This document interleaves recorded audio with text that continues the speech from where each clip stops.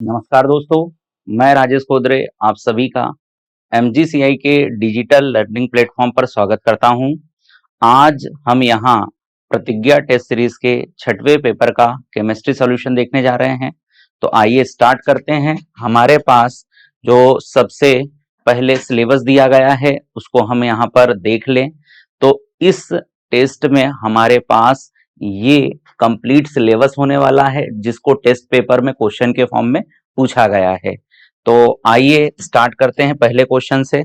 हमारे पास पहला क्वेश्चन है, which of the following is the weakest acid. तो ये सब हमारा कार्बोक्सिलिक एसिड है और कार्बोक्सिलिक एसिड के लिए अगर हमें अम्लीयता चाहिए तो हम लोग अम्लीयता समानुपाती यहाँ पर जो भी ऋणायन बनेगा उसके स्थायित्व का देखेंगे। जिसका नेगेटिव आयन जितना ज्यादा स्टेबल होगा वहां से एसिडिटी उतनी ज्यादा होगी। ठीक है, यहां पर अब हम इस नेगेटिव आयन का स्टेबिलिटी जो है माइनस आई इफेक्ट के डायरेक्टली प्रोपोर्शनल बट प्लस आई के इनवर्सली प्रोपोर्शनल देखते हैं। अर्थात जहां नेगेटिव के लिए माइनस आई प्रभाव ज्यादा होगा वहां एसिडिटी ज्यादा होगी, बट जहां प्लस आई ज्यादा होगा वहां एसिडिटी कम होगी। तो आइए चेक कर लेते हैं। Cl3 के लिए हमारे पास माइनस आई आने वाला है। यहां पर Cl2 ग्रुप से भी क्या माइनस आई आने वाला है। यहां पर Cl से भी माइनस आई आएगा, बट यहां पर जो मिथाइल ग्रुप लगा है, अल्काइल ग्रुप लगा है, एक प्लस आई ग्रुप है। तो हम कह सकते हैं कि यहां पर जो हमारा कार्बोक्सिलेट आयन बनेगा वो सबसे अनस्टेबल होगा, अर्थात ये सबसे वीक एसिड होगा। ठीक, नेक्स्ट क्वेश्चन पर चलते हैं। अगला क्वेश्चन हमारा एक रिएक्शन फॉर्म क्वेश्चन है। हमारे पास एक अमोनियम एसिटेट सॉल्ट है जिसको एक निर्जली कारक के साथ हमें दिया गया है।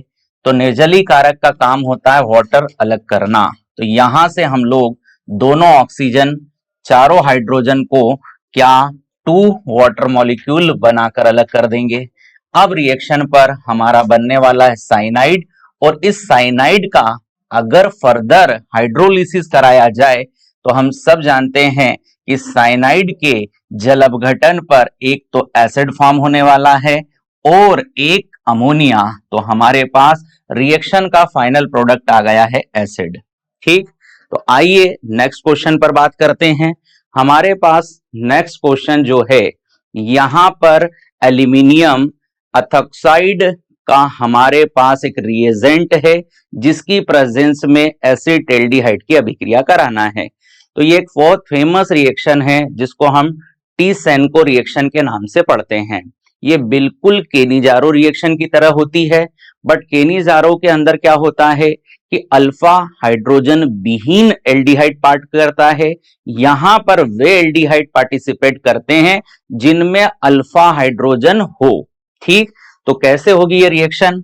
तो हमारे पास एसिटाल्डिहाइड है, इसको हम लोग यहां पर क्या कोई कैटेलिस्ट जो कि एल्यूमिनियम हमारे पास एथॉक्साइड है की प्रेजेंस में रखते हैं।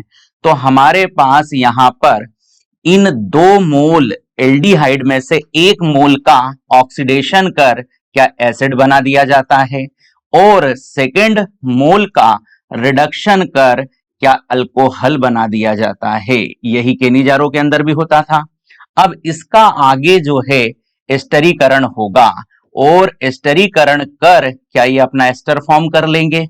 यहां से OH, यहां से H, मतलब हमारा यहां बन जाएगा CH3COOC2H5।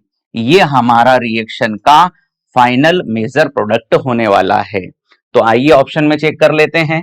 तो इसका करेक्ट आंसर हमारे लिए क्या हो जाएगा, सी। अगला क्वेश्चन देखते हैं। अगला क्वेश्चन हमारे पास एक कथन कारण असेसन रीजन टाइप क्वेश्चन है। आइए रीड करते हैं और सही आंसर निकालते हैं। तो यहां पर हमारे पास क्वेश्चन में है, एसिटाल्डिहाइड तनु NaOH के साथ एल्डोल संघनन अभिक्रिया देता है। ये बिल्कुल करेक्ट बात है। हमारे पास अल्फा हाइड्रोजन युक्त एल्डिहाइड कीटोन को तनु NaOH की प्रेजेंस में क्या एल्डोल कंडेंसेशन कराया जाता है, और अल्फा बीटा हमारा असंतृप्त एल्डिहाइड कीटोन बनाया जाता है। ठीक, अब नेक्स्ट जो कारण है एल्डिहाइड जिसमें अल्फा हाइड्रोजन नहीं होता है, एल्डोल संघनन अभिक्रिया देते हैं। यहां पर इस स्टेटमेंट को ठीक से पढ़ेंगे, यहां पर लिखा है अल्फा हाइड्रोजन नहीं होता बल्कि होना चाहिए, मतलब ये वाला जो कारण वाला हमारा स्टेटमेंट है वो गलत है। तो हमारे पास इसका करेक्ट आंसर क्या होगा? If assertion is true and reason is false, यदि कथन सत्य है तथा कारण असत्य है। ठीक, अगले क्वेश्चन पर आते हैं। नेक्स्ट क्वेश्चन हमारे पास है एक विद्युत अपघटन सेल में धारा। तो एक विद्युत अपघटनी सेल के लिए बात करूं तो मैं एक डायग्राम से इस बात को बहुत इजीली आपको एक्सप्लेन करता हूं। यहां पर हमने एक एक्वस मीडियम ले रखा है और इस एक्वस मीडियम में हमने दो मेटल का इलेक्ट्रोड लगा रखा है। ठीक, हम सब जानते हैं और इनको हमने क्या एक विद्युत स्रोत से इस तरीके से कनेक्ट कर रखा है। ये हमारा एनोड इलेक्ट्रोड हो गया, ये हमारा कैथोड हो गया।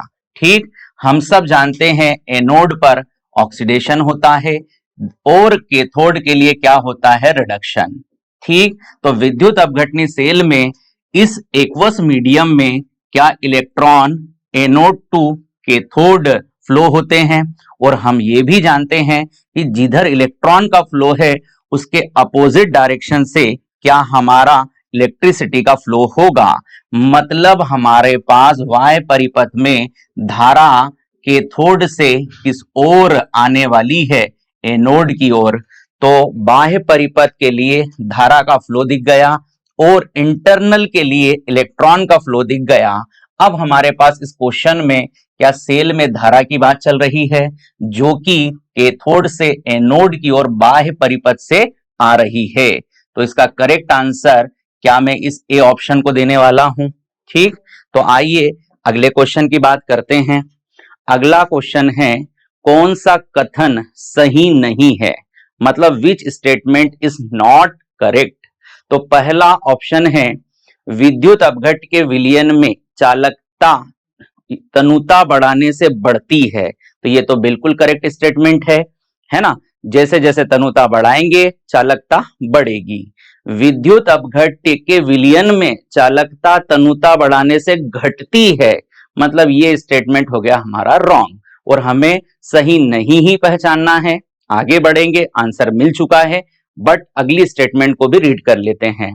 तनुता बढ़ाने से एक विद्युत अपघट के विलयन की विशिष्ट चालकता घटती है। तनुता बढ़ाने से बिल्कुल विशिष्ट चालकता में क्या आएगी? कमी, क्योंकि हमारा जो पर सेंटीमीटर क्यूब वॉल्यूम के अंदर कंडक्टिविटी है आयनों की वो कम हो जाएगी। एक विद्युत अपघट के विलयन में तुल्यांकी चालकता तनुता बढ़ाने से बढ़ती है, तो बिल्कुल तनुता बढ़ाएंगे कंसंट्रेशन कम होगा, तुल्यांकी चालकता बढ़ जाएगी। तो इन चारों स्टेटमेंट में बात करें तो केवल बी ही ऐसा है जो क्या हमारा सही नहीं है। अगले क्वेश्चन पर आते हैं। नेक्स्ट क्वेश्चन हमारे पास है 63.5 ग्राम कॉपर सल्फेट के विलयन से इलेक्ट्रोड पर निक्षेपित करने के लिए हमारे पास कितना यहां पर इलेक्ट्रॉन की संख्या होगी वो हमको देखना है। ठीक, तो थोड़ा सा इस क्वेश्चन को अपन यहां पर देख लेते हैं कि कंप्लीट क्वेश्चन क्या है। ठीक, यहां देखेंगे तो हमारे पास जो कंप्लीट क्वेश्चन है वो ये है कि हमें निक्षेपित करने के लिए आवश्यक इलेक्ट्रॉन की संख्या बताना है।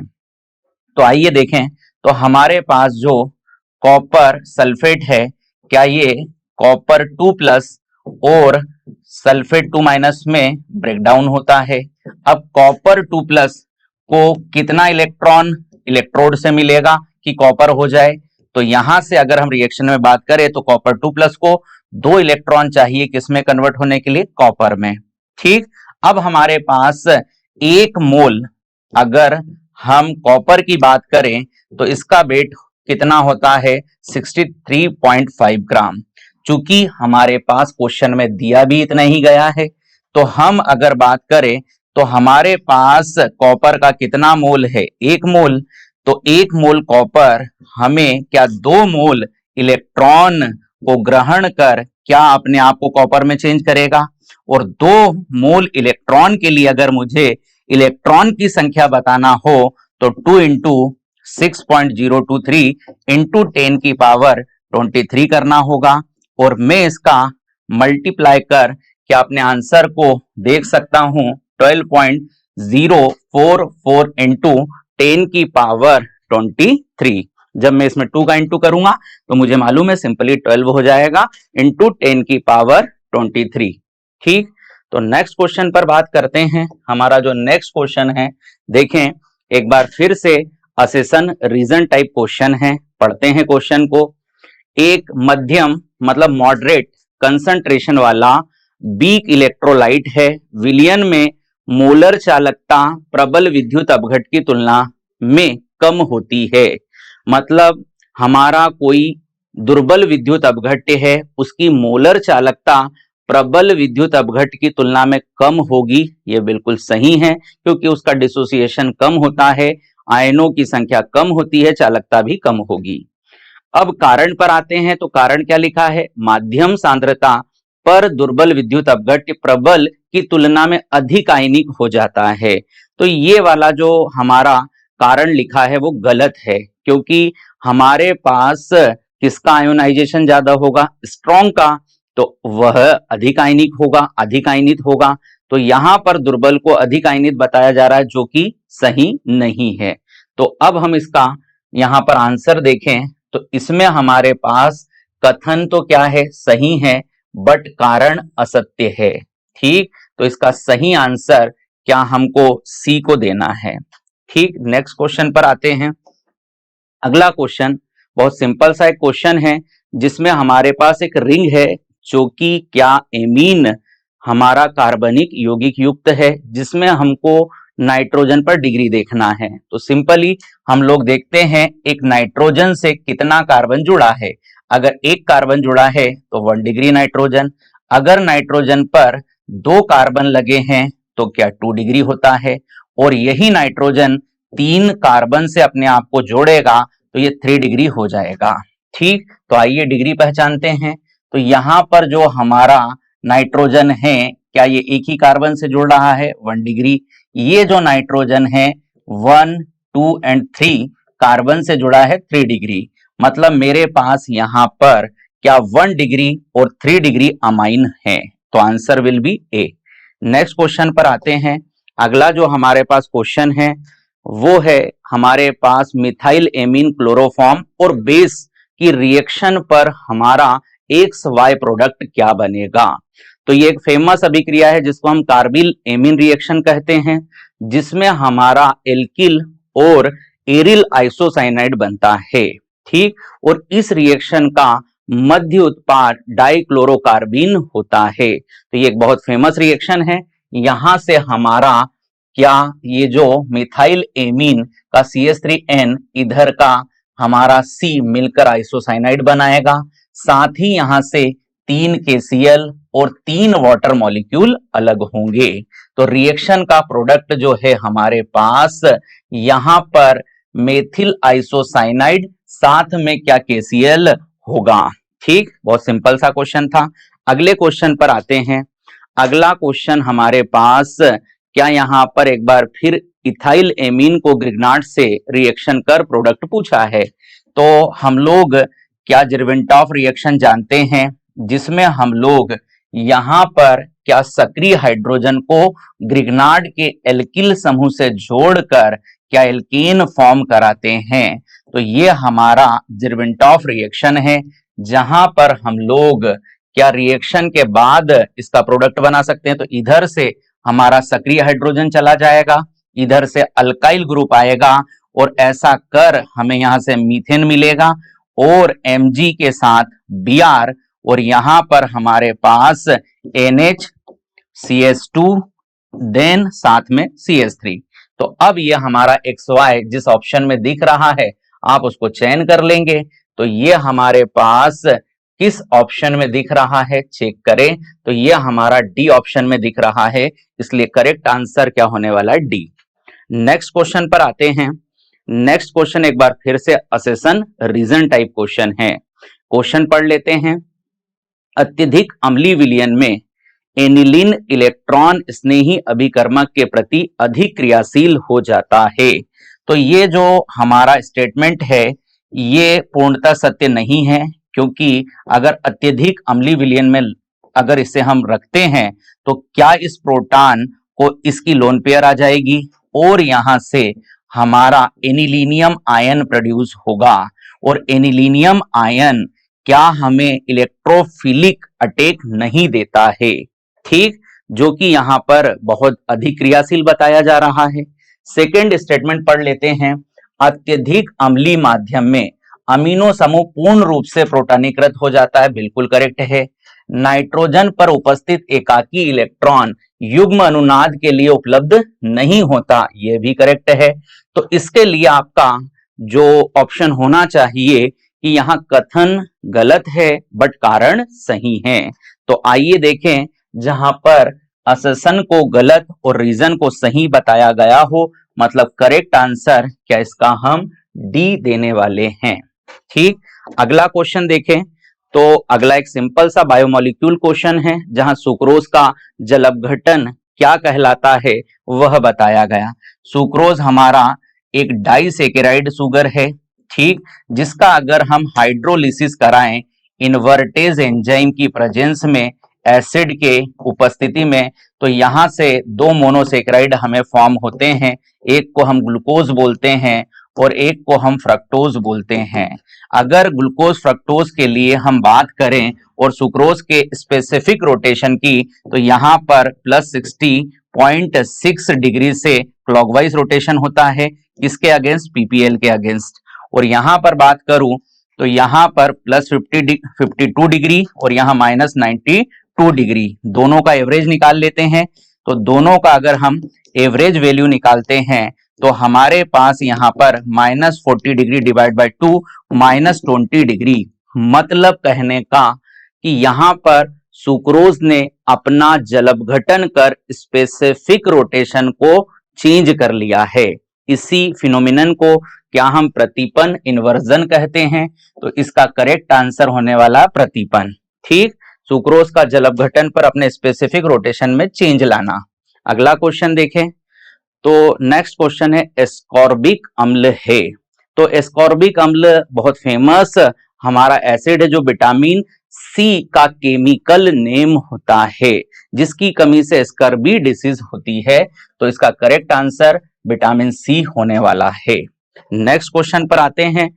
अगला क्वेश्चन है, साइनोकोबालमीन निम्न का रासायनिक नाम है। Cyanocobalamin is the chemical name of.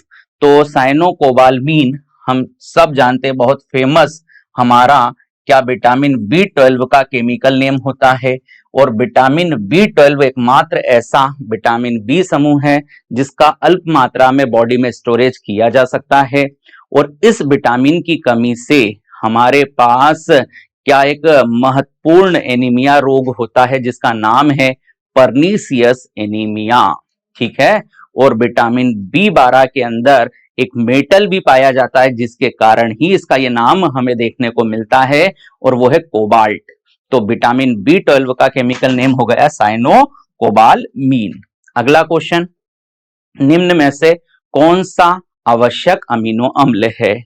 तो हमारे पास प्रोटीन निर्माण के लिए लगभग 20 प्रकार का अमीनो एसिड होता है, जिसकी अगर हम ट्रिक की बात करें तो आप ट्रिक से इसको आसानी से याद रख सकते हो। तो आवश्यक भी 10 हम देखते हैं, पर जनरली आजकल इसको 8 में, क्योंकि 2 हिस्टेडीन और आर्जिनिन हमारे अर्धआवश्यक हो गए हैं। और अनावश्यक की बात करें तो ये भी 10 है। आवश्यक जिनको हम बॉडी में नहीं सिंथेसिस कर सकते, अनावश्यक जो बॉडी में सिंथेसिस हो सकते हैं। इसकी ट्रिक होती है BIP हॉल में TT, ठीक, ये हो गई हमारी ट्रिक किसकी, आवश्यक की। और इसके लिए होता है कटप्पास 3G, कटप्पास 3G, ठीक। तो यहां पर valine, isoleucine, phenylalanine, histidine, arginine, leucine, lysine, methionine, यहां पर ट्रिप्टोफिन और थ्रियोनिन, ये आवश्यक है, जिसमें शायद हमारा फिनाइल एलानिन आ चुका है, जो कि क्या एक आवश्यक अमीनो एसिड है, ठीक। तो आप इस ट्रिक से अपने कोई भी आवश्यक अनावश्यक अमीनो एसिड आने पर चेक करके ढूंढ सकते हैं। तो इसका करेक्ट आंसर होने वाला है डी। अगला नेक्स्ट क्वेश्चन आता है, देखें तो हमें कॉम्प्लेक्स दिया है जिसको जल में रखने पर हमें किस आयन से टेस्ट आएगा, ये हमारा क्वेश्चन है। तो बहुत सिंप्लीफाई कर देता हूं इसको मैं। जब भी आपके पास कॉम्प्लेक्स कंपाउंड हो तो उसमें हमें मालूम है दो तरह का आयन होता है, एक काउंटर आयन और एक कॉम्प्लेक्स आयन। तो कॉम्प्लेक्स आयन को हम और ज्यादा वाटर में डिसोसिएट नहीं कर सकते हैं, मतलब कभी भी कॉम्प्लेक्स आयन से हमें कोई टेस्ट नहीं मिलेगा। जो भी टेस्ट देता है हमारा काउंटर आयन देता है, क्योंकि हम उन दोनों को आयोनाइज कर सकते हैं। तो यहां पर हमारा जो फर्स्ट ऑप्शन है कॉपर 2+ आयन का परीक्षण देगा नहीं, क्योंकि ये कॉम्प्लेक्स आयन के अंदर इसको और डिसोसिएट नहीं कर सकते। अमोनिया का परीक्षण देगा, यह भी नहीं देगा, बट SO4 2- आयन का परीक्षण मिलेगा। 100% यह हमारा करेक्ट हो गया, क्योंकि काउंटर आयन से हमें टेस्ट मिलेगा। ठीक, नेक्स्ट क्वेश्चन पर आते हैं। अगला हमारे पास फिर से एक कॉम्प्लेक्स कंपाउंड है जिसमें हमें क्रोमियम का कोऑर्डिनेशन नंबर व ऑक्सीडेशन संख्या हमें बताना है। ठीक, तो आइए बात करते हैं हम कोऑर्डिनेशन नंबर के लिए।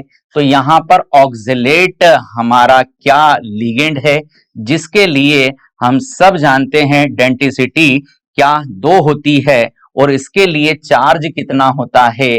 तो यहां पर डेंसिटी 2, अभी अपन कोऑर्डिनेशन नंबर पर बात कर रहे हैं, तो डेंसिटी कितनी हो गई इसकी 2, मतलब इसके पास 2 डोनर एटम होते हैं, यहाँ एक ऑक्सीजन, ये दूसरा ऑक्सीजन।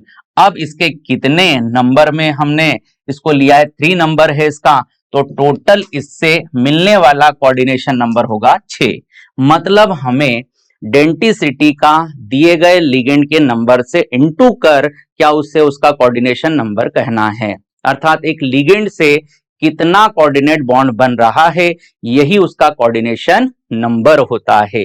अब आइए इसका ऑक्सीडेशन नंबर बना लेते हैं। तो यहां पर K3 हमारे पास +1 ऑक्सीडेशन स्टेट में होता है। क्रोमियम का ऑक्सीडेशन नंबर X के फॉर्म में निकाल लेते हैं। C2O4 थ्राइस यहाँ पर -2 होता है। तो यहाँ पर अब हम क्या इसकी वैल्यू को पुट कर देते हैं और हम ऑक्सीडेशन नंबर निकाल लेते हैं। तो यहाँ पर हमारा +1 × 3 होने वाला है, यहाँ X, यहाँ पर -2 × 3 = 0। तो यहाँ से +3 बन जाएगा, यहाँ X, यहाँ -6, 0 +3 -6 क्या -3, और -3 का हम पक्षांतर करेंगे तो +3। ठीक, तो यहाँ पर हमारा कोऑर्डिनेशन नंबर 6 है और ऑक्सीडेशन नंबर +3। नेक्स्ट क्वेश्चन पर आते हैं। अगला जो क्वेश्चन है हमारे पास, निम्न में से कौन सा संकुल विलयन में सर्वाधिक मोलर चालकता प्रदर्शित करेगा। तो सिंपल सा कंसेप्ट है, यहां पर आपको ध्यान रखना कंडक्टिविटी डायरेक्टली प्रोपोर्शनल होती है नंबर ऑफ आयन। जिस कॉम्प्लेक्स से नंबर ऑफ आयन ज्यादा बनेंगे क्या उसकी कंडक्टिविटी चालकता ज्यादा होगी। ठीक, तो यहां पर अब आयन कैसे पता करें, तो आपको सिंपल देखना है कि काउंटर आयन कितना है और कॉम्प्लेक्स कितना है, दोनों को मिलाकर उसके नंबर ऑफ आयन देखना है। अगर मैं इसको ब्रेक करूं तो हमारा फर्स्ट जो कॉम्प्लेक्स कंपाउंड है क्या उसके ब्रेकडाउन पर हमको एक तो मिलेगा यहां पर क्या कॉम्प्लेक्स आयन, और साथ में हमारे पास क्या 4 काउंटर आयन होंगे। अगर मैं दोनों का नंबर टोटल करूं तो इसके लिए नंबर ऑफ आयन कितना हो गया है 5। क्लियर। अब अगली बार ऐसा करने की भी जरूरत नहीं है, आप इसके पेड़ से गिन लो, यहां पर 3, यहां पर 1 हो गया, नंबर ऑफ आयन 4। ठीक, जबकि वैलेंसी 1 हो। यहां पर हमारे पास क्या इसके लिए नंबर 2 है, इसके लिए 1 है, तो यहां पर नंबर ऑफ आयन हो गया 3, यहां पर 1 इसका 1 इसका, तो नंबर ऑफ आयन हो गए 2। ठीक, तो यहां पर 4 और एक कॉम्प्लेक्स का आयन, तो नंबर ऑफ आयन 5। अब हम बता सकते हैं आसानी से कि इनमें सर्वाधिक मोलर चालकता क्या उस कॉम्प्लेक्स कंपाउंड से आएगी जिसमें नंबर ऑफ आयन ज्यादा हो, अर्थात क्या A is correct answer. Next question पर आते हैं। अगला जो क्वेश्चन है वह हमारा एक मेज द कॉलम है, जिसमें भी हमें क्या इक्विवेलेंट कंडक्टिविटी बताना है। सेम कंडक्टिविटी वहां से ज्यादा जहां नंबर ऑफ आयन ज्यादा। ठीक, तो अपन नंबर ऑफ आयन लिख लेते हैं। यहां से 4, 3 इसका 1 कॉम्प्लेक्स का, यहां से 2, यहां से 3 और यहां से नंबर ऑफ आयन 5। मतलब मुझे 4 के लिए कंडक्टिविटी सबसे ज्यादा मिलेगी, जो कि मैं देख पा रहा हूं उसी के सामने वैल्यू लिखी है। ठीक, अब मेरे पास 4 के लिए मतलब फर्स्ट का C सही मिलाव होगा, फिर यहां पर A के लिए हमारे पास थर्ड हो जाएगा और B का जो है क्या सेकंड हो जाएगा।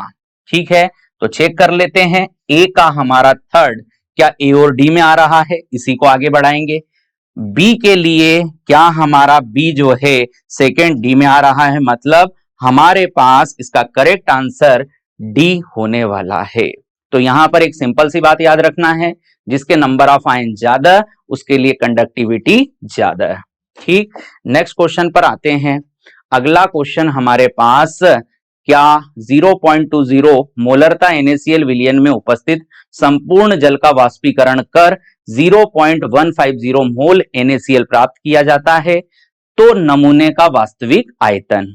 बहुत सिंपल सा क्वेश्चन है, हम फॉर्मूला लगा देते हैं मोलरता वाला।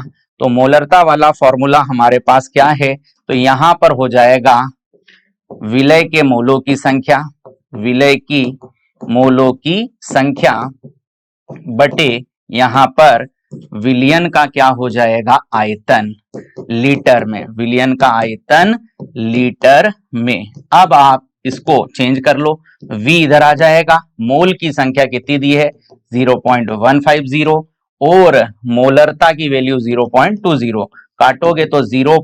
क्या हमारा 750 आ जाएगा। ठीक, अब ये जो है वो लीटर के लिए है, आप इसको ml में कन्वर्ट कर लो तो 0.50 इंटू क्या हो जाएगा 1000, तो आपका आंसर विल भी क्या आ जाएगा 750 ml, 750 ml। ठीक है, सिंपल सा क्वेश्चन था। नेक्स्ट क्वेश्चन पर बात करते हैं। तो नेक्स्ट क्वेश्चन में हमारे पास क्या दो एसिड का यहां पर मोलेलिटी वॉल्यूम देकर एक मिक्सर फॉर्म किया है, उस मिक्सचर का हमें क्या मोलेरिटी वैल्यू बताना है। और जब दोनों सेम नेचर का हो तो हमें मालूम है एक सिंपल सा हमारा फॉर्मूला लगता है M equal to M1 V1 plus M2 V2 upon V1 plus V2।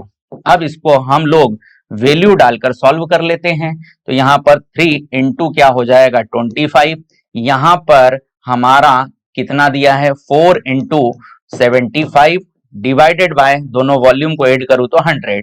अब यहां 75 आ जाएगा, इसका इंटू करने पर 300 हो जाता है, यहां अपॉन में 100, यहां पर 375 अपॉन 100, तो इसका एग्जैक्ट वैल्यू आ जाएगा 3.75।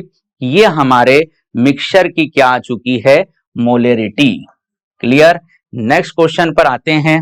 अगला जो क्वेश्चन है हमारे पास, फिर से हमारे पास कुछ स्टेटमेंट है, उसमें करेक्ट स्टेटमेंट को चुनना है।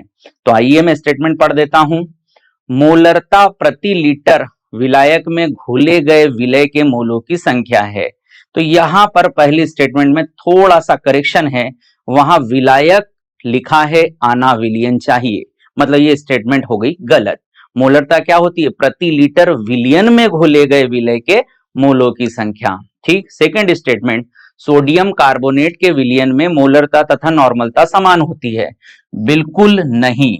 क्यों सर, क्योंकि यहां पर Na2CO3 हमारा क्या एक सॉल्ट है, अगर मैं सॉल्ट को ब्रेक डाउन करूं तो यहां पर 2Na प्लस CO3 2 माइनस मिलेगा, जिसके लिए किसी भी एक आयन का चार्ज उसका वैलेंसी फैक्टर है, तो यहां वैलेंसी फैक्टर आता है 2, और जिसका वैलेंसी फैक्टर मोर देन 1 होता है उसके लिए मोलरता नॉर्मलता कभी सेम नहीं हो सकती। ये केवल उसी केस में हो सकती है जबकि वैलेंसी फैक्टर सब्सटेंस का 1 हो, तो यहां पर यह स्टेटमेंट भी गलत होता है। सी ऑप्शन पर आते हैं। 100 ग्राम विलयन में विलय के मोलों की संख्या को मोललता कहा जाता है। 100 नहीं 1000 ग्राम होना चाहिए, 1000 ग्राम विलियन, और विलियन में नहीं विलायक बोला जाना चाहिए, तो यह स्टेटमेंट भी क्या हो गया रॉन्ग। अब डी पर आते हैं। विलय तथा विलायक के मोल प्रभाजों का अनुपात उनके मोलों की कुल अनुपात में होता है। बिल्कुल, विलय या विलायक का जो भी मोल है उसका कुल मोलों के साथ अनुपात ही क्या हमारा उनका मोल प्रभाज होता है। तो इस क्वेश्चन के लिए डी को मैं करेक्ट मानता हूं। ठीक, तो आंसर भी डी होगा। आगे बढ़ते हैं, अगला क्वेश्चन देखें। तो निम्न में से किस विलयन की नॉर्मलता सबसे अधिक है। तो 8 ग्राम KOH की बात करूं तो कैसे हम नॉर्मलिटी निकालेंगे। तो विलय का जो भी ग्राम है वो रखें, उसका इक्विवेलेंट यहां पर 56 आ जाएगा और यहां पर 1 लीटर आप ले सकते हैं। तो इसको सॉल्व करोगे तो 0.1 N समथिंग आएगा। N फास्फोरिक एसिड मतलब यहां 1 बोलना है और सीधा हमको नॉर्मलिटी दी है तो यहां पर 1N आ गया सेकेंड के लिए। 6 ग्राम NaOH को प्रति 100 ml में, तो यहाँ 6 डिवाइडेड बाय 40 करना है, ऊपर 1000 से इंटू नीचे 100 क्योंकि हमारा ml में है। तो इसको सॉल्व कर लेते, 3 जीरो से 3 जीरो काट दो, 6/4 मतलब 1.5 N होने वाला है। 0.5 M H2SO4 के लिए क्या वैलेंसी फैक्टर हम यहाँ H2SO4 का 2 बोले और इस मोलरिटी को नॉर्मलिटी में चेंज करने के लिए वैलेंसी फैक्टर से इंटू करो तो यहां पर नॉर्मलिटी क्या आ जाएगी 1N, यहां पर 1.5 N आई है, यहां पर 0.5 N आई है और हमारा N फास्फोरिक एसिड के लिए 1N। तो हमको सबसे अधिक किसके लिए मिल रहा है तो वो हमारा सी आंसर होने वाला है। ठीक, नेक्स्ट क्वेश्चन पर आते हैं। अगला क्वेश्चन जो है हमारे पास, निम्न में से कौन सा कथन सही है। रासायनिक साम्य समीकरण साम्य स्थापित होने की आवश्यक समय को नहीं बताती है। बिल्कुल भाई, साम्य क्या है, ये गतिक प्रक्रम है जहां पर दो विपरीत, दो अपोजिट रिएक्शन की जो रिएक्शन रेट है वो इक्वल हो जाती है और टाइम के साथ हमारे रिएक्टेंट प्रोडक्ट का कंसंट्रेशन और ज्यादा चेंज नहीं शो करता है, ये हमारा इक्विलिब्रियम होता है। ठीक, रासायनिक साम्य समीकरण अग्र तथा प्रतीप अभिक्रिया के होने की सीमा को नहीं दर्शाती, बिल्कुल करेक्ट स्टेटमेंट है। थर्ड है, रासायनिक साम्य समीकरण रासायनिक तंत्र द्वारा प्राप्त करने के लिए गति को नहीं दर्शाता है। रासायनिक साम्य समीकरण रासायनिक तंत्र के द्वारा प्राप्त करने की गति को नहीं दर्शाता है। तो इसका करेक्ट आंसर हमारा क्या होगा, उक्त सभी, क्योंकि सभी स्टेटमेंट हमारे लिए यहां पर क्या हो रही है, करेक्ट। नेक्स्ट क्वेश्चन पर आते हैं, किस अभिक्रिया के लिए Kp बराबर Kc होगा। तो हम सब जानते हैं कि Kp बराबर Kc RT डेल्टा Ng होता है। ठीक, और जहां डेल्टा Ng क्या हो जाए 0, वहां पर हम Kp बराबर Kc सोचेंगे। ठीक, अगर डेल्टा Ng हमारा पॉजिटिव निकल कर आता है मतलब Kp ग्रेटर देन Kc सोचा जाता है और डेल्टा Ng अगर नेगेटिव निकल कर आता है तो हमारा Kp लेस देन Kc सोचा जाता है। तो हम यहां पर डेल्टा Ng किसको बोलते हैं भाई, तो उत्पाद के गैसीय मोल माइनस अभिकारक के गैसीय मोल। ठीक, यहां पर देखिए तो 2, इधर से चेक करें तो यहां पर भी 2, यहां पर 2 और 1 ये हो गया 3। ठीक, 2 और 1 3, तो यहां पर डेल्टा Ng की वैल्यू निकालें तो 3 - 2 क्या 1 आ रही है। हमें चाहिए डेल्टा Ng 0, वहां पर Kp Kc बराबर होगा, यहां पर 1, यहां पर 3, यहां पर 2, तो यहां डेल्टा Ng की वैल्यू 2 - 4 - 2 आ रही है। ठीक है, यहां पर 1, यहां 1, यहां 2, तो डेल्टा Ng यहां पर अगर हम बात करें तो 2 - 2 क्या 0 आ रहा है। हमें हमारा आंसर मिल चुका है, पर हम लास्ट ऑप्शन को भी चेक करें, 2, यहां पर 1, यहां पर 2, इसका डेल्टा Ng निकालें तो यहां पर 2 - 3 क्या -1 आ रहा है। ठीक है, तो किस रिएक्शन के लिए हम Kp Kc बराबर कहें तो जिसका हमारे पास डेल्टा Ng क्या हो जाए 0, जो कि हमारे पास क्या सी करेक्ट आंसर होने वाला है। अगला क्वेश्चन चलते हैं। नेक्स्ट क्वेश्चन जो है, साम्य अवस्था स्थिरांक के मान नीचे दिए गए, बताइए कौन सी क्रिया साम्य स्थापित होने में सबसे अधिक समय लगेगा। तो इसको सिंपल कंसेप्ट के रूप में आप सुनिए और इसको सीखिए कि जहां भी हमारा साम्य स्थिरांक न्यूनतम है वह रिएक्शन बहुत स्लो स्पीड से चल रहा है और वहां पर हमको टाइम क्या उस रिएक्शन को साम्य पर लाने के लिए ज्यादा लगेगा। ठीक है, तो सिंपल सा कंसेप्ट है, हमको जब भी जो रेट जो है हमारे पास कोई भी रिएक्शन के लिए हमें टाइम पर बात की जा रही है, तो हमें साम्य कांस्टेंट के लिए वैल्यू देखकर क्या उसको इजीली पहचान लेना है कि जिसका साम्य कांस्टेंट सबसे कम, वहां हमारे पास रिएक्शन के लिए बहुत अधिक समय अर्थात वो स्लो रेट से चल रहा है। ठीक है, तो अब हमारे पास अगर हम बात करें सभी यहां पर साम्य स्थिरांकों में, तो सबसे कम क्या बी दिख रहा है, तो हम कह सकते हैं कि इस जो है साम्य स्थिरांक के लिए हमारे पास रिएक्शन को साम्य पर लाने के लिए अधिक समय लगेगा। ठीक है, आगे चलते हैं, अगला क्वेश्चन देखें। एक उत्क्रमणीय अभिक्रिया के लिए यदि अभिकारक की सांद्रता बढ़ा दी जाए तो साम्य अवस्था स्थिरांक पर प्रभाव पड़ेगा। तो ये तो बहुत सिंपल सी बात है भाई, हमारा जो इक्विलिब्रियम कांस्टेंट है केवल और केवल टेम्परेचर से अफेक्ट होता है, मतलब टेम्परेचर का चेंज होगा तो हमारा जो है इक्विलिब्रियम कांस्टेंट बदलेगा, अन्यथा नहीं बदलेगा। यहां पर अभिकारक की सांद्रता की बात चल रही है, मतलब मुझे इसे अपरिवर्तित अनचेंज्ड कहना है। ठीक, अगला क्वेश्चन देखते हैं। अगला क्वेश्चन हमारे पास है, एंट्रोपी की एक ऊष्मा गति की मापन मानते हुए किसी भी स्वतः प्रक्रम के लिए निम्न में से कौन सा कथन सही होगा। तो एंट्रोपी क्या होती भाई, हमारा रेंडमनेस का मेजरमेंट है, अव्यवस्था की माप है, जो कि क्या एक स्वतः प्रक्रम के लिए होगा। और हमारे इस यूनिवर्स में, ब्रह्मांड में लगातार एंट्रोपी क्या हो रही है, बढ़ रही है। ठीक, और बढ़ेगी कब, जब सिस्टम सराउंडिंग दोनों का एंट्रोपी चेंज क्या प्लस होगा। अर्थात कहने का मतलब ये है कि हमारा जो डेल्टा एस यूनिवर्स का है वो क्या लगातार बढ़ रहा है। अब बढ़ रहा है तो हमारा ये यूनिवर्स है, इसको हम लोग क्या दो चीजों के योग को कहते हैं, एक है हमारा सिस्टम और एक है हमारा क्या सिस्टम के साथ सराउंड। तो दोनों को अगर मैं प्लस करूंगा तो ही मेरे पास यूनिवर्स के लिए डेल्टा एस ग्रेटर देन क्या जीरो आने वाला है। तो यहां पर हमको इस क्वेश्चन के लिए बहुत सिंपल सी बात पूछी गई थी, जिसका आंसर हमको दोनों सिस्टम और सराउंड। अब सिस्टम क्या, जिस पर हम किसी भी ताप दाब का क्या इफेक्ट लेते हैं वो है सिस्टम, और सिस्टम के आसपास की जितनी भी सारी चीजें वो सराउंड है, और दोनों को जोड़कर क्या हम यूनिवर्स देखते हैं। तो यूनिवर्स के लिए एंट्रोपी लगातार बढ़ रही है और बढ़ने के लिए ग्रेटर देन जीरो मिल रहा है, तो हमें इसका करेक्ट आंसर क्या डी देखना है। अगला हमारे पास जो नेक्स्ट क्वेश्चन है उसमें हमारे पास 298 केल्विन पर अमोनिया के ऑक्सीकरण के लिए एंथैल्पी एंट्रोपी के परिवर्तन को क्रमशः दिया गया है। अब यहां पर वो दोनों वैल्यू हमको 1 किलो जूल पर मोल में दी गई है और 1 जूल केल्विन पर मोल में, इस पर ध्यान देना है। अगर यहां हम थोड़ा जल्दबाजी कर जाते हैं तो हमारा क्वेश्चन गलत हो जाता है, मतलब इसको भी आपको किलो जूल में लाना पड़ेगा, फिर आपको स्टैंडर्ड गिब्स एनर्जी चेंज यहां पर निकालना है।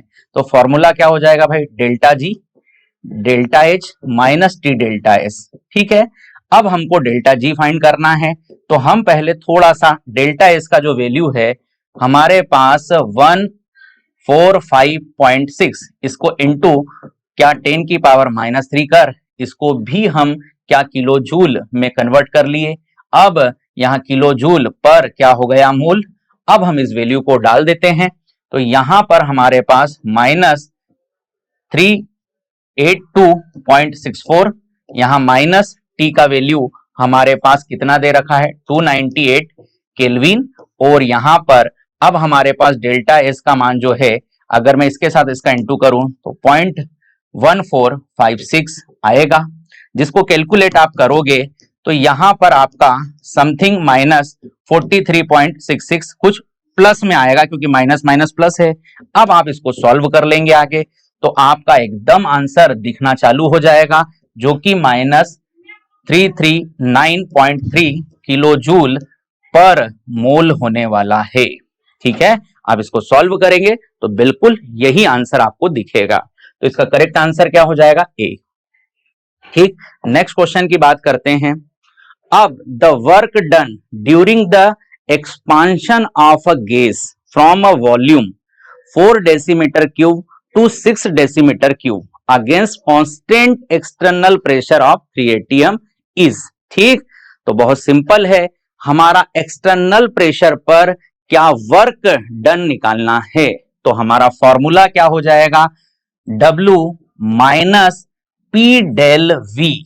ठीक, अब माइनस हमारे पास यहां पर प्रेशर का वैल्यू कितना दिया है 3, और डेल्टा V को हम V2 माइनस V1 कर सकते हैं, V2 माइनस V1। तो हमारे पास यहां पर V2 माइनस V1 का वैल्यू जो है क्या 4 माइनस क्या यहां पर 3 आने वाला है।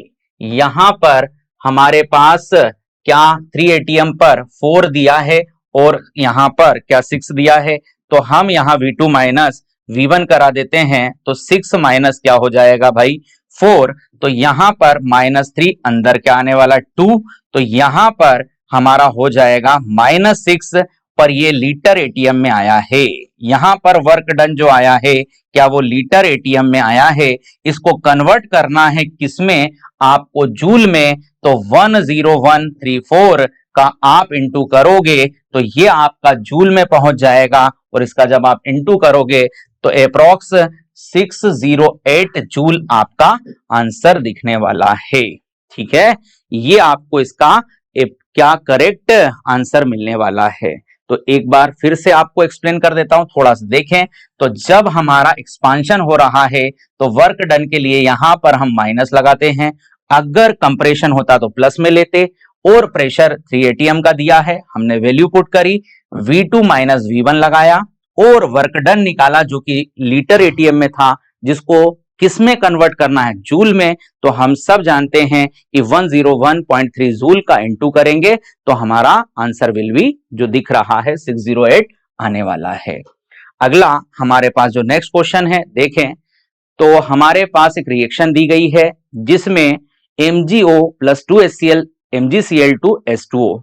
अब इस रिएक्शन को पहले क्या MgO को हम लोग वाटर से रिएक्शन कर क्या MgOH का होल टॉइज, और यहां से हमारा क्या इस तरीके से हाइड्रोक्साइड फॉर्म कराया जाएगा। अब इस हाइड्रोक्साइड फॉर्म में जो हमारा हाइड्रेशन एनर्जी होता है, जल योजन ऊर्जा होता है, ये बहुत ज्यादा होता है।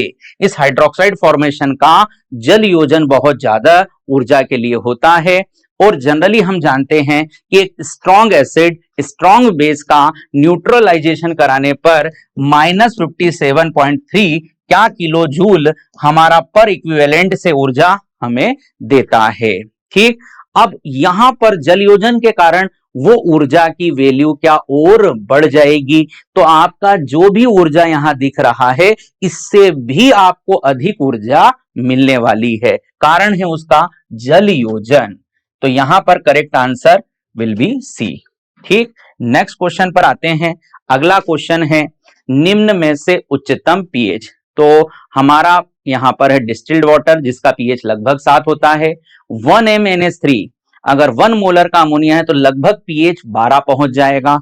1 mNaOH हम सब जानते हैं कि जब 1 मोलरता का NaOH है तो इसका पीएच मैक्सिमम 14 होता है। तो हमारा इस क्वेश्चन के लिए सही आंसर 1 mNaOH है, जिसके लिए हमारे पास पीएच वैल्यू लगभग 14 होने वाली है। अगला क्वेश्चन है एक यौगिक की आयनन की मात्रा निर्भर करती है। तो कोई भी कंपाउंड है वो कितना आयोनाइज होगा ये तो उसके अणुओं की प्रकृति पर निर्भर करती है, और वो भी किसके, विलय के, कि विलय कितना जाकर एक विलयन के अंदर टूट रहा है।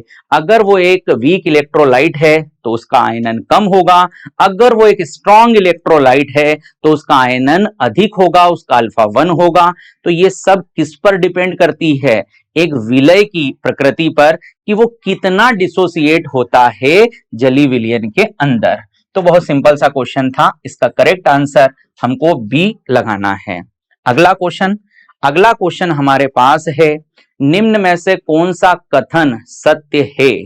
तो जल का आयनन स्थिरांक और जल का आयनिक गुणनफल समान होता है, तो ये बिल्कुल करेक्ट बात नहीं है, ये रॉन्ग स्टेटमेंट है।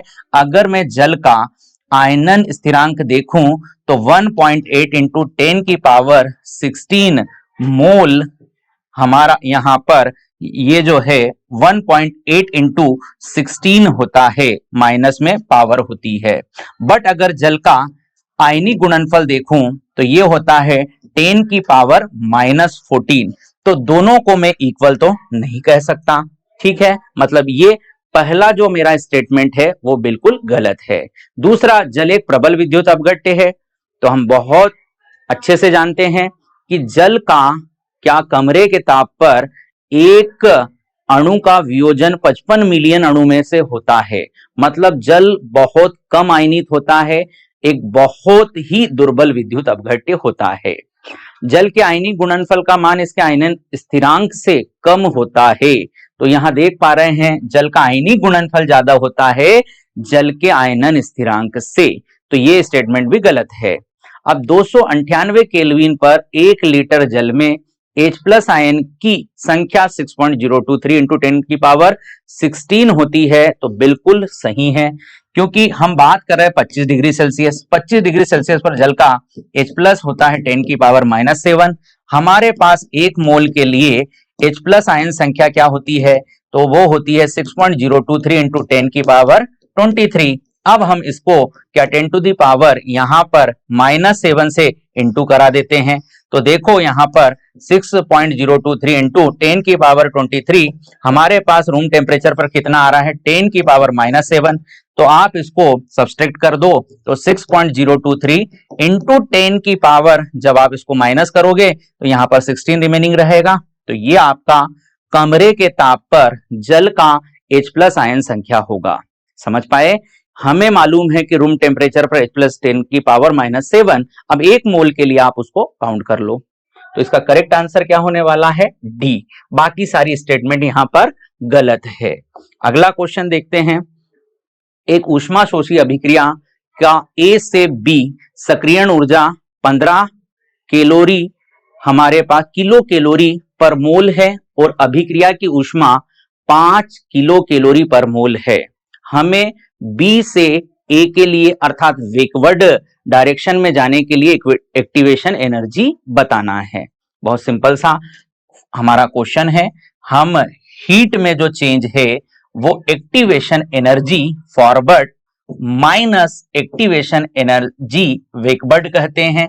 किस रिएक्शन के लिए, तो अगर वो रिएक्शन किस टाइप का हो, ऊष्मा शोषी, 6p होता तो ये चेंज हो जाता है ना, तो ऊष्मा शोषी के लिए हम ये लगाएंगे। अब क्या है हमारे पास रिएक्शन का हीट जो है क्या वो 5 किलो कैलोरी पर मोल दिया है। फॉरवर्ड रिएक्शन का कितना दे रखा है भाई, यहां पर 15 किलो कैलोरी पर मोल। हमको वेकवर्ड के लिए यहां से निकालना है, तो इस वेकवर्ड को इधर लेकर आओ, वेकवर्ड को इधर लेकर आए, 15 - 5 तो 10 किलो कैलोरी पर मोल, ये हमारा वेकवर्ड के लिए क्या एक्टिवेशन एनर्जी आ गया, तो इसका correct answer will be C. ठीक, अगले क्वेश्चन पर आते हैं। अगला क्वेश्चन जो है, किस अभिक्रिया की दर ताप के साथ बढ़ती है, rate of which reaction increase with temperature.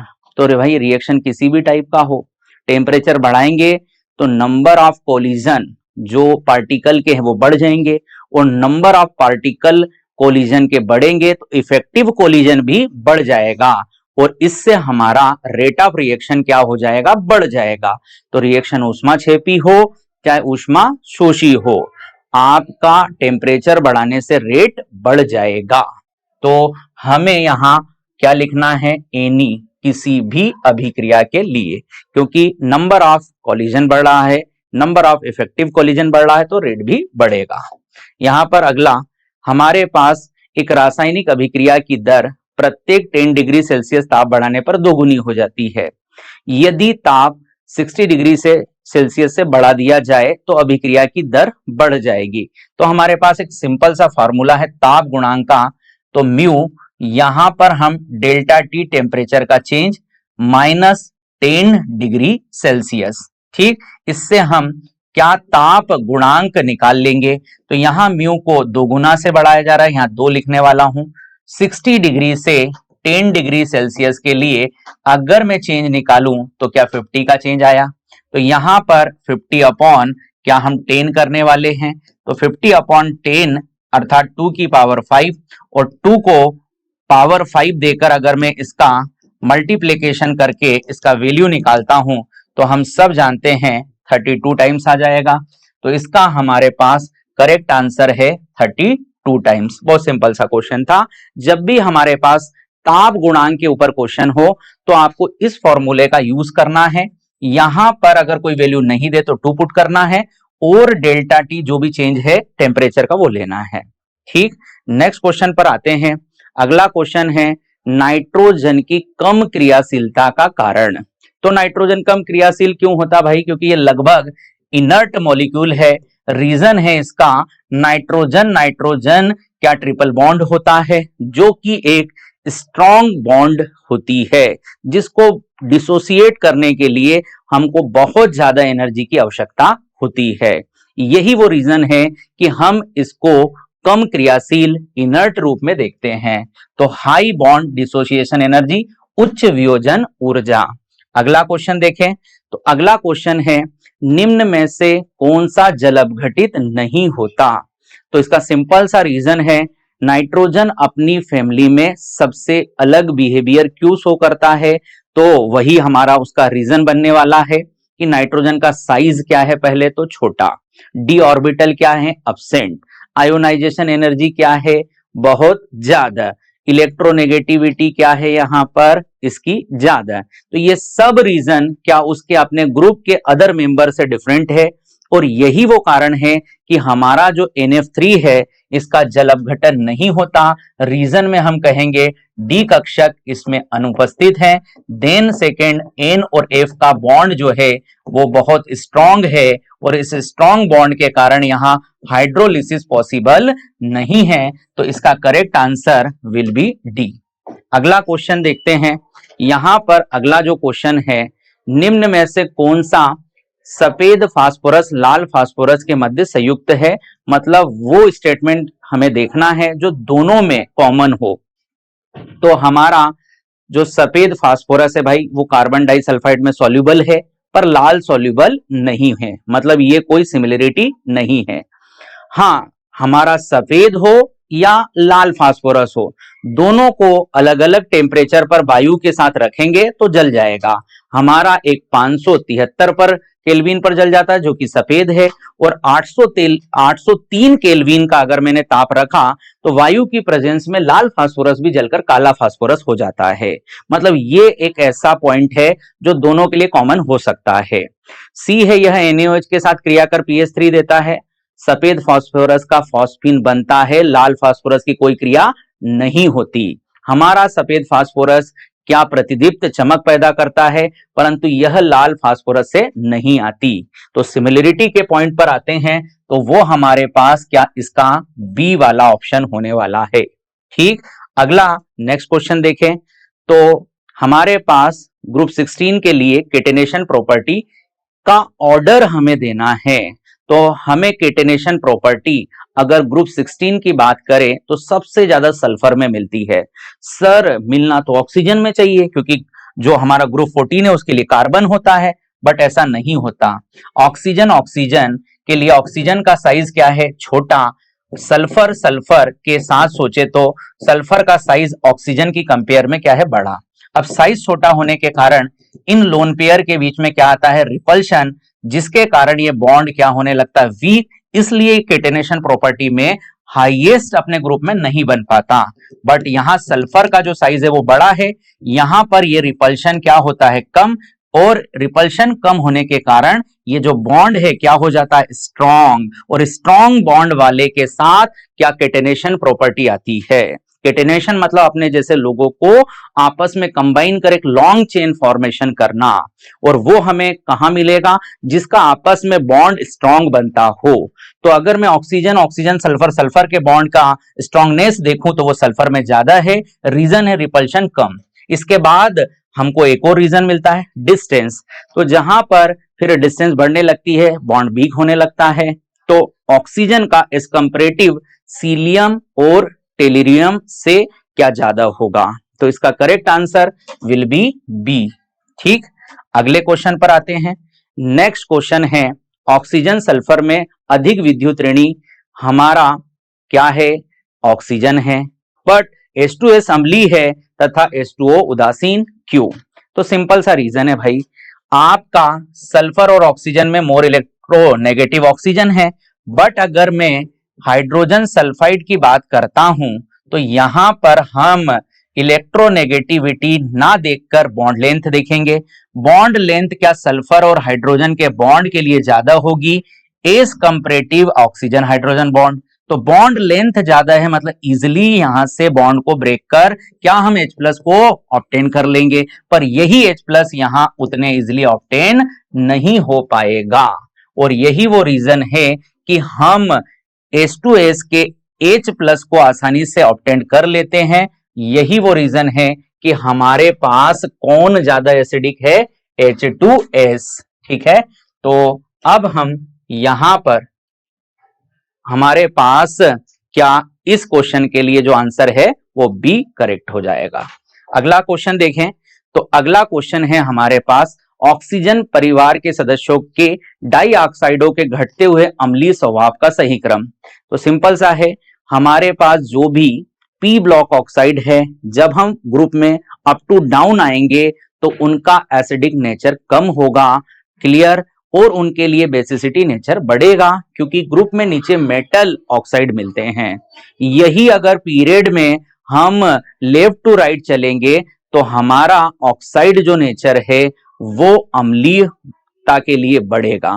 ठीक, अभी हमको चूंकि वर्ग ग्रुप के लिए पूछा जा रहा है, तो हमारे पास ऑक्सीजन फैमिली में क्या सल्फर के ऑक्साइड का एसिडिटी नेचर सबसे ज्यादा होता है? देन जैसे जैसे नीचे जाते जाएंगे वो डिक्रीज होता जाएगा। उसके हिसाब से बात करें तो sulphur, selenium, tellurium, then polonium. तो correct answer will be B. अगला क्वेश्चन देखते हैं। अगला क्वेश्चन हमारे पास है, जब आयोडीन को CCl4 में घोला जाता है तो परिणामी रंग होगा। बहुत बढ़िया, CCl4 को क्या हम I2 से रिएक्ट करा रहे हैं, तो यहां पर कोई रिएक्शन शो नहीं होगी। ये वाला हमारा अंतर हेलोजन रिएक्शन नहीं पॉसिबल है। क्यों नहीं है सर? I2 का SRP वैल्यू क्लोरीन से क्या होता है? कम, और कम होने के कारण ये इसको चेंज नहीं कर पाएगा, और इसी कारण क्या I2 का हमें बैंगनी रंग इस रिएक्शन के लिए देखने को मिलेगा। तो इसका करेक्ट आंसर क्या सी होने वाला है। यहां पर ये जो बैंगनी रंग है वो किसके कारण है? तो वो आयोडीन के कारण है। अगला क्वेश्चन देखें, एक अंतर हेलोजन अभिक्रिया के ऊपर आधारित क्वेश्चन है जिसमें हमें यहां पर क्या इतना सा सिंपल सा कंसेप्ट मालूम होना चाहिए कि SRP F2 ज्यादा, Cl2, फिर Br2, फिर I2। ठीक, ऑक्सीडाइजिंग पावर की बात करें तो F2 का ज्यादा, फिर Cl2, फिर Br2, देन I2। तो जिसका SRP OP ज्यादा होगा वो हेलोजन क्या अपने से कम वाले को रिप्लेस कर देगा, बट कम वाला कभी अधिक वाले को रिप्लेस नहीं करेगा। तो हमें यहां पर कौन सी रिएक्शन पॉसिबल है उसको देखना है। तो क्या I2 Br को रिप्लेस करेगा? तो बिल्कुल नहीं करेगा। I2 Cl को रिप्लेस करेगा? बिल्कुल नहीं करेगा, क्योंकि I2 का SRP वैल्यू कम है भाई साहब Br Cl से, तो ये रिएक्शन पॉसिबल नहीं होगी। क्या Br Cl को करेगा? नहीं कर पाएगा। पर क्या Cl Br को करेगा? तो भाई साहब कर पाएगा, क्योंकि ये पॉसिबल है, क्योंकि यहाँ SRP OP जो है Cl2 के लिए ज्यादा है। ठीक, अगला क्वेश्चन देखें, तो निम्न में से किसके जलीय विलयन का pH ज्यादा है? तो हम लोग देख पा रहे हैं यहाँ हमारे सोडियम के क्या हाइपोक्लोराइड के साथ क्या बने सॉल्ट हैं, जिसमें हमें वो एसिड देखना है जो सबसे वीक हो। वीक एसिड का स्ट्रॉन्ग बेस के साथ बना सॉल्ट क्या पीएच मैक्सिमम देगा। तो यहां पर हम इसको ऑक्सीडेशन से बता सकते हैं कि जिस हमारे क्लोरो ऑक्सो अम्ल का ऑक्सीडेशन नंबर ज्यादा है, उसकी एसिडिटी ज्यादा है। अगर चारों में हम बात करें तो सबसे वीकेस्ट एसिड है हमारा HClO, हमारा हाइपोक्लोरस एसिड। अब हम इस क्लोरस एसिड को क्या किसी स्ट्रॉन्ग बेस के साथ रिएक्ट कर जब सॉल्ट बनाएंगे तो उसके लिए पीएच क्या मैक्सिमम होगा। ठीक है, है ना, मतलब हमारे पास वीक एसिड का स्ट्रॉन्ग बेस के साथ जब सॉल्ट बनता है तो उसका पीएच क्या ज्यादा होता है। ठीक, तो यहां पर हमारा करेक्ट आंसर क्या ए होने वाला है। एक और बात बता दूं, पर स्ट्रॉन्ग एसिड के साथ वीक क्या होता, बेस होता, तो उसके लिए सॉल्ट का पीएच क्या न्यूनतम देखते। तो ये हमको दो चीजें याद रखना है कि कौन से सॉल्ट का पीएच ज्यादा कहें जिसमें वीक एसिड स्ट्रॉन्ग बेस हो। ठीक, अगला क्वेश्चन हमारे पास है नोवल गैसों का द्रवीकरण का घटता क्रम। तो जिस नोवल गैस का क्रिटिकल टेम्परेचर ज्यादा उसका द्रवीकरण ज्यादा, जिस नोवल गैस का क्रिटिकल टेम्परेचर कम उसका द्रवीकरण कम। तो हम अप टू डाउन आते हैं तो क्रिटिकल टेम्परेचर बढ़ता है, द्रवीकरण बढ़ेगा, अर्थात सबसे कम द्रवीकरण हीलियम का, उससे ज्यादा नियॉन, उससे ज्यादा आर्गन, उससे ज्यादा क्रिप्टॉन, जीनॉन, देन रेडॉन। तो हमें सिंपल सा पॉइंट याद रखना है, क्रिटिकल टेम्परेचर जिसके लिए ज्यादा उसका लिक्विफिकेशन ज्यादा। और अगर हम वर्ग 18 की गैसों के लिए बात करते हैं तो अप से डाउन आने पर क्या हमारा क्रिटिकल टेम्परेचर बढ़ता है तो लिक्विफिकेशन भी बढ़ेगा। अगला नेक्स्ट क्वेश्चन देखें। तो नेक्स्ट क्वेश्चन है जीनॉन टेट्राफ्लोराइड का आंशिक जल अपघटन पर निर्मित होता है। तो मैं आपको दो रिएक्शन बताता हूं, दोनों ही इंपॉर्टेंट है। जब जल के साथ कंप्लीट जल अपघटन होगा, पूर्ण जल अपघटन, तो यहां पर हमारे पास क्या क्या बनने वाला है, तो जीनॉन बनने वाला है, O2 बनने वाला है, जीनॉन ट्राई ऑक्साइड बनने वाला है, HF। मतलब कहने का जीनॉन में कोई भी फ्लोराइड नहीं बचता जब पूर्ण जल अपघटन होता है, पर जब आंशिक होगा तो यहां पर आपके फ्लोरीन बचेंगे। आंशिक में क्या है पहचान करने का तरीका कि वहां पर आपका फ्लोरीन बचने वाला है, मतलब यहां पर हमारे पास XOF2 टाइप का कंपाउंड बनेगा, साथ में हमारे HF बनते हैं। क्लियर, मतलब ये हमारा क्या आंशिक जल अपघटन का प्रोडक्ट है, तो आइडेंटिफाई कर लीजिए। तो मुझे यहां पर क्या बी करेक्ट लग रहा है। ठीक, नेक्स्ट क्वेश्चन पर आते हैं। नेक्स्ट क्वेश्चन है तो वायुमंडल में सर्वाधिक मात्रा में पाए जाने वाली गैस, विच नोवल गैस मोस्ट अबंडेंट इन एटमॉस्फेयर। तो हम सब जानते हैं कि कुछ अक्री गैस हमारी जो है इस वायुमंडल में पाई जाती, इसीलिए इनको एरोगन भी कहते हैं। बट इसमें अगर मोस्ट अबंडेंट पूछा गया है तो हमारे पास इसका करेक्ट आंसर आर्गन है। ठीक, तो इस तरीके से हमारे पास इस पूरे पेपर का कंप्लीट सॉल्यूशन आ गया है। अब आप इसकी हेल्प से अपने सारे क्वेश्चन मैच करिए, अपनी आने वाली एग्जाम की बहुत बढ़िया प्रिपरेशन कीजिए। बेस्ट ऑफ लक सभी को।